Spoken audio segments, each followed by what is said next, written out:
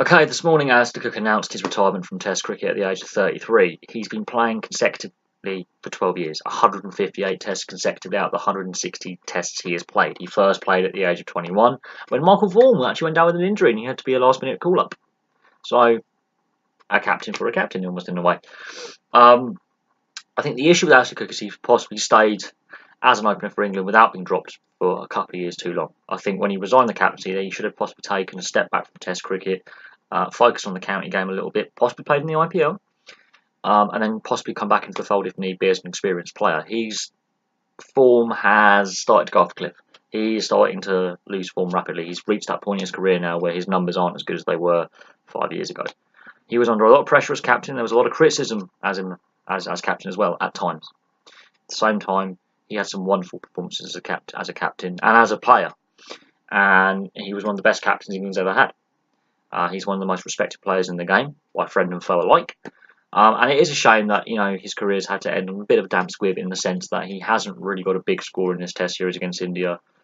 He hasn't actually got a big score for quite some time, and that's probably part of the reason. I think the selectors, the coaching staff, Joe Root, and the players, they will be following social media, and there's been a lot of criticism of not just Cook, but a lot of the opening order of batsmen. So Keaton Jennings has been hammered on social media. David Malan been hammered on social media. There's been a lot of these batsmen who've been in and outside, alongside Alistair Cook at the top of the order, getting an absolute hammering by armchair critics. I have been critical of Alistair Cook because of his declining performances, and I did say he could be part of the problem, not the solution, at the top of England's batting lineup. Obviously, I think this announcement has actually been in the offing for quite some time. I think this was planned at the beginning of the summer, possibly during the Pakistan series, that they were going to announce towards the end of the India Test series his retirement. I cannot fathom that the selectors and the coaching staff weren't aware that he was going to retire either at this point, either this year or possibly next year. They must have a succession plan in place. Yes, he's got 12,000 key runs for England, and yes, he's played 158 consecutive Test matches, and he's one of the best, if not one of the best batsmen to ever play the game. He's the 6th highest scoring batsman of all time.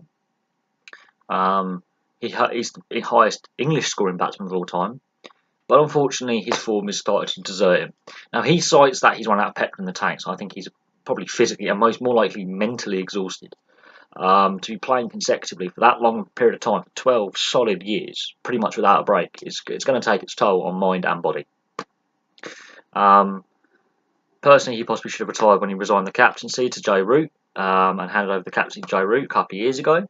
My personal opinion.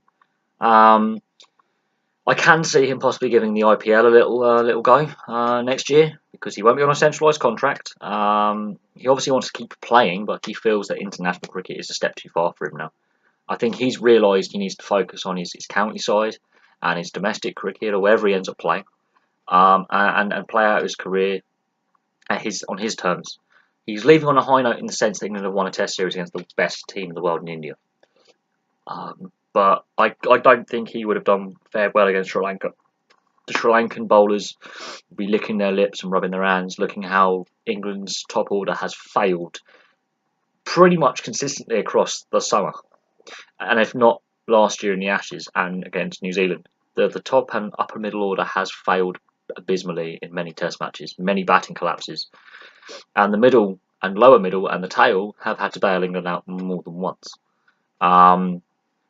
But without Joe, with only Joe Root as the captain, and you've got Jimmy Anderson, who's near the end of his Test career as well. Stuart Broad is getting on the way to the latter half of his career now. There are very few experienced players around this squad. So there is actually a bit of a leadership vacuum. That's an issue that the selectors have to sort out. But on Alistair Cook's career, 12,200 odd runs, 158 consecutive tests. This will be his 161st and last Test at the Oval.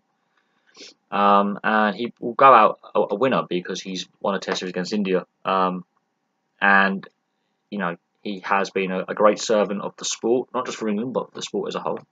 And he's in the he's the 6th best batsman of all time. He's in the top 10. The current active England batsmen, none are close to his run totals. None are close. It is a shame that when a player has to retire, but he's retiring fully fit, fully healthy. A lot of players and a lot of sports retire because of injury or ill health, and he hasn't had to do that, which is an amazing thing. He's so fit and healthy as a player. So I wouldn't be surprised if he carries on professional cricket career for another 4 or 5, possibly 6 years, and carries on until his late 30s. But he's decided to call Test cricket a day. Anyway, thank you very much for watching. Please like and subscribe. Place your comments below. And I will have some more videos for you soon.